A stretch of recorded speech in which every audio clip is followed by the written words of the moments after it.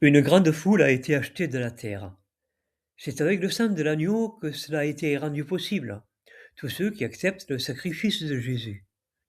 Révélation chapitre 5, le verset 9. Et il chantait un chant nouveau qui disait: Tu es digne de prendre le rouleau et d'en ouvrir les seaux, car tu as été tué et avec ton sang tu as acheté pour Dieu des gens de toutes tribus et langues et peuples et nations.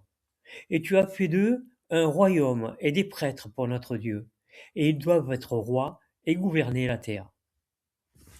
Tous ceux qui ont accepté le sacrifice de Jésus sont donc cette grande foule. Le texte nous dit qu'ils sont prêtres et rois.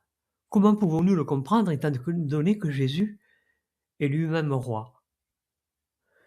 Nous avons bien souvent la vision des choses à travers le monde actuel. Les rois représentent l'autorité sur tout le peuple. Ce que la Bible nous dit est différent, puisque tous ceux qui ont accepté le sacrifice de Jésus sont nombreux. Et il faut prendre le mot roi et prêtre d'une autre façon. Dieu est roi, et pourtant Jésus aussi est roi.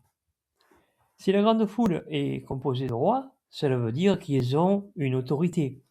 Mais nous comprenons que cette autorité est la même que Jésus. C'est lui le modèle. Il a respecté la loi de Moïse et toute la volonté de Dieu. Il avait donc une direction à respecter. Et il l'a fait, et ses disciples l'ont suivi. Nous pouvons voir que ses disciples ont fait la même chose envers leurs semblables. L'autorité que les disciples ont reçue montre que c'est un roi. Nous en avons là une démonstration évidente. Nous comprenons bien que ceux qui sont enlevés seront tous rois, parce qu'ils font partie de la première résurrection. Par la suite, les ressuscités injustes auront besoin d'une direction qui sera donnée jusqu'à ce que les injustes deviennent à leur tour des rois, c'est-à-dire dignes d'entrer dans la nouvelle Jérusalem. Ce processus se fera tout au long des 1000 ans, jusqu'à ce que Jésus remette le royaume à son Père. L'apôtre Paul a parlé de membres qui composent le corps de Christ. Cela nous aide à comprendre ce qu'est un roi.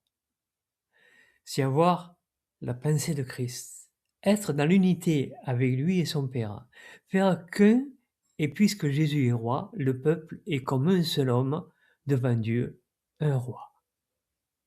L'œuvre que Jésus a faite pendant son ministère montre l'exercice de cette royauté dans le millénium.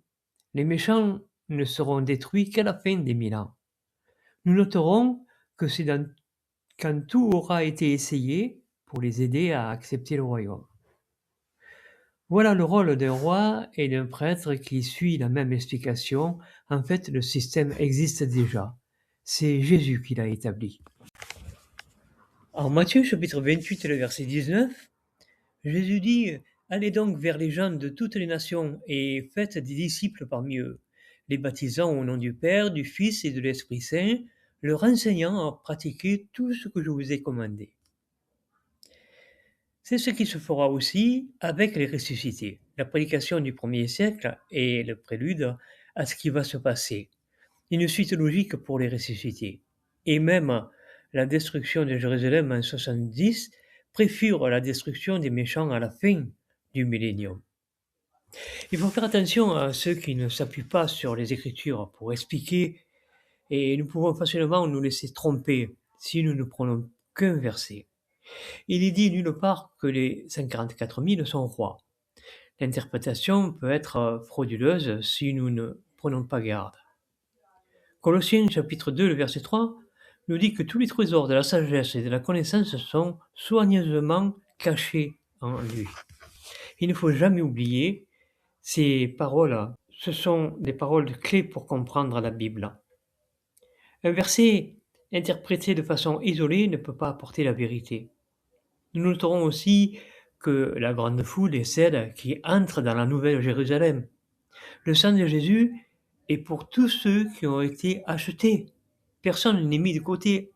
Il n'y a qu'une espérance. Ce n'est pas réservé à une classe. Pour résumer, les rois prêtres sont tous ceux qui ont foi en Jésus.